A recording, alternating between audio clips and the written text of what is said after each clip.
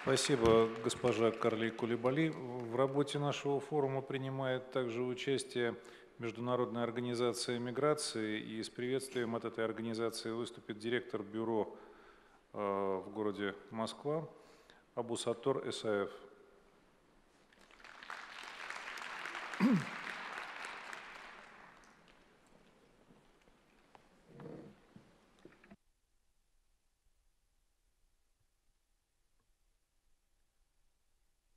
Distinguished Chair, dear ladies and gentlemen, honorable participants of this very important forum, I would like to it's a great honor for me to be here to speak on behalf of the Director General of International Organization for Migration, the UN Migration Agency, Mr.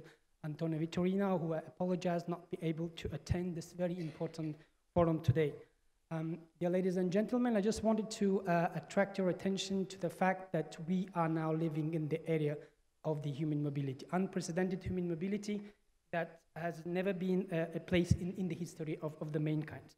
So the drivers of migration are diverse. They can include demographic trends, labor market demands, north and south push-pull factors, which makes massive migration inevitable.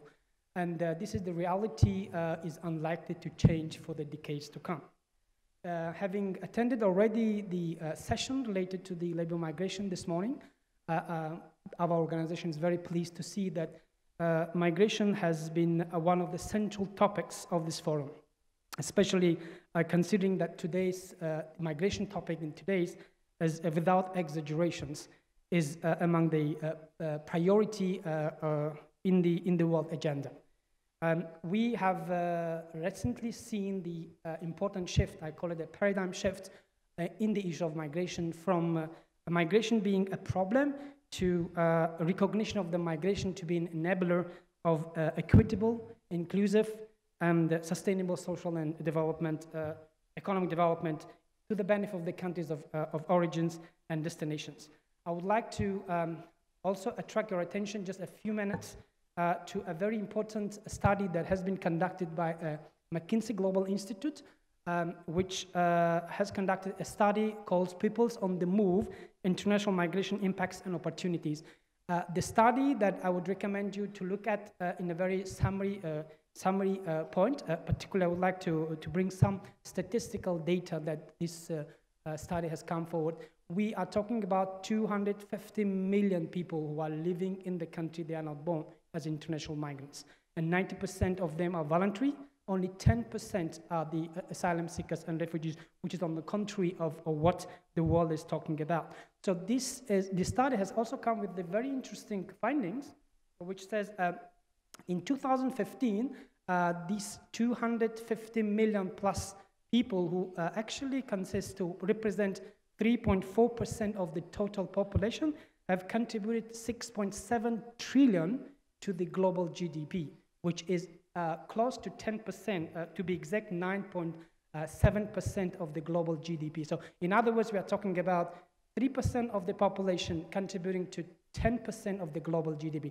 This is, shows, and the study said that each migrant worker who is working in another country is 3 times more productive than he can be in his own country. So this is very important aspect that I would like to attract your attention. We are also talking about 580 billions of the remittances that has been sent in 2015, which is also a driving for the banking sector development, I would say.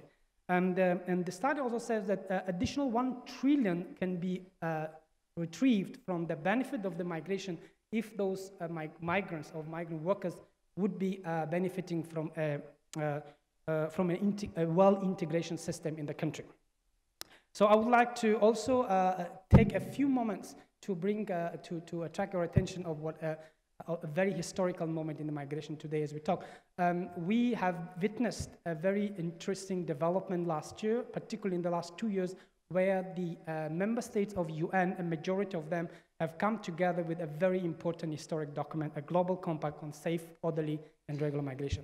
This is a document that has been developed in an inclusive way, which has also been in a very consultative way, I would say, not legally binding, though a document that I call it a consensus document, brings a political will of the countries to come together to look at this multilateral cooperations of addressing the issue of migration. Because the Global Compact is a platform that has been created in order to bring different countries on the table of negotiation to address the challenges of migration as we talk.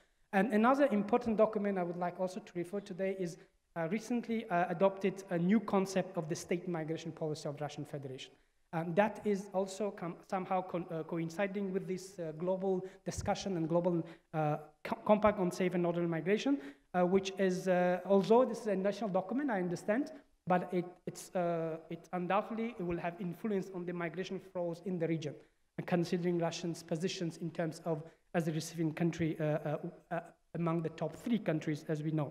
So I would mention the importance of features of these 2 documents and being a little bit of example, bringing an example, specific example. There are some provisions in the state migration policies of Russian Federation, which talking about streamlining administrative procedures, including